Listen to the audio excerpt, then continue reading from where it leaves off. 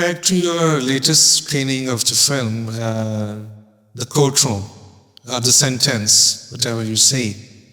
It's a very innovative idea. At the same time, it's science fiction, but it also touches upon very, very sensitive topics of law and justice and morality and emotions. So tell us about that. How did this idea occur to you, and what was this process, and what's the response of the viewers? Actually, it's a very pertinent question. And yesterday night, and we had this second screening. First screening we did in Karachi Press Club, and it was in Urdu. This time we closed captioned it because we are now taking it to the festival circuit. This script came to me when there was no Grok, no ChatGPT, and artificial intelligence is quite an old word. It was coined in 1950s, but the script resonated. And when you select a script and people find it is very dry, what we are going to do it, and we might tread on somebody's cons, because judiciary can take it. You are going against the scheme. But later I found that in Pakistan, and we talked to Federal Judicial Academy, and they are working on the same initiative.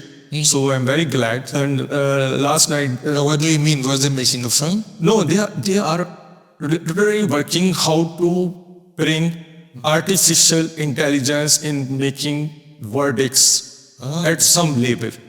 Not Does it mean that they put it on ChatGPT and get decisions? yeah.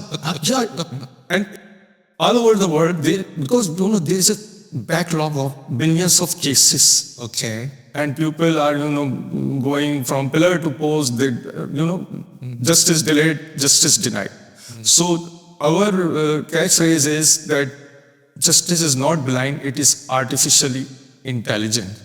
And this court, I coined the term for our judge, Frank Scaler. Frank Scaler is our judge, that is a robot, and he delivers his verdict on the very first hearing, then and there.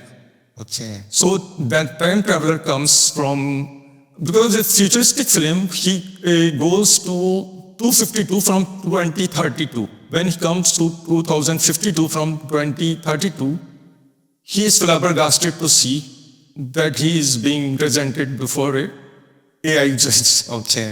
And the attorneys, the legal team, the prosecutor, and the defense were in casual, because you are before a board judge.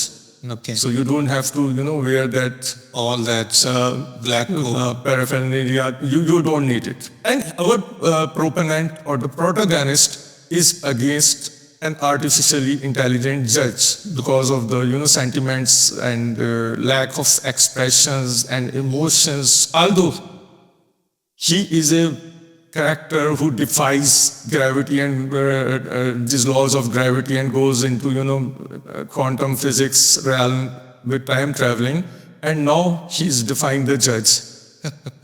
But he's helpless, because you have to always bow down before the authority, no matter you like it or dislike it.